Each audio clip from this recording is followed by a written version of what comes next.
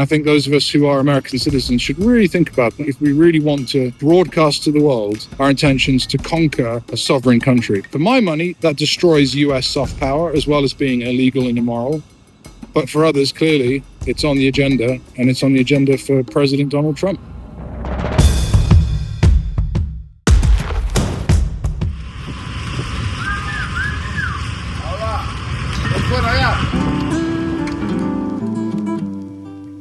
So, no prizes for guessing where I am. It's written right here, Panama. And I'm walking around, as I have a tendency to do, asking people what they think about geopolitics, what they think about the local economy.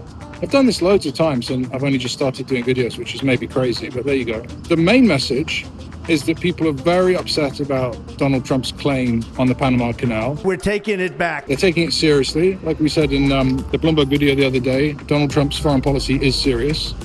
But they're also being very polite. I mean, they see that I'm a gringo. They see my passport, that I'm from the United States. And they express themselves with reference to sovereignty. And I think that that's ultimately the story of Panama. What is sovereignty? It was obviously created in 1903 with the help of the Americans here. But it's something that is so intrinsically linked to the economics of the canal.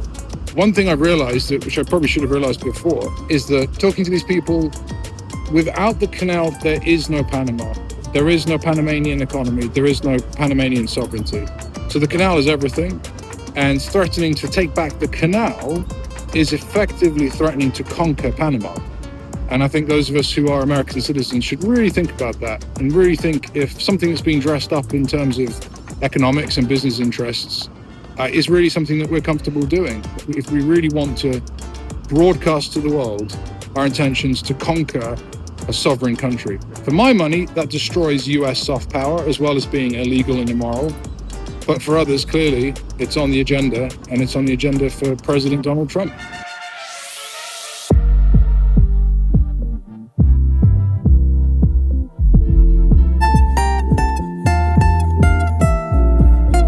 This is the old canal zone. Basically, it used to be controlled by the US military. Lots of soldiers over there, lots of guns over here, and a great many Panamanian flags, because, of course, they want to remind us in the US that we gave it back and that it belongs to them. And why not, right? Look at this. Very grateful to Panama. Very grateful to have been here at this pretty strange time. So you can hear the protests.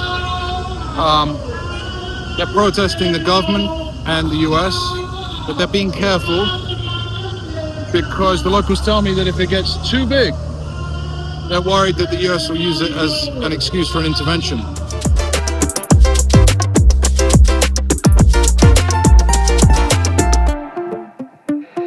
So one of the most important things about being an analyst is being balanced, being neutral. And on the one hand, you don't want to cry wolf. You don't want to say that there are risks that there are not. And on the other hand, you don't want to ignore risks that there are, right? And we've seen examples of both of these things in history. Before the financial crisis, we were probably too complacent. And I can think of any number of times that I myself have completely wrongly warned of some impending invasion or some impending disaster that didn't happen. But the point of this is that it's funny and strange to be in Panama right now and think about what it is to be balanced and neutral as an analyst. Because at some point you bump into being a US citizen, a citizen of the world, and you get into right and wrong quite quickly. So neutrally, in a balanced way, do I think that the United States could recapture the Panama Canal? Sure, I do. Do I think that's wise? Honestly, no. I think it would destroy what's left of US soft power. And in a balanced analytical way, I think that soft power is important.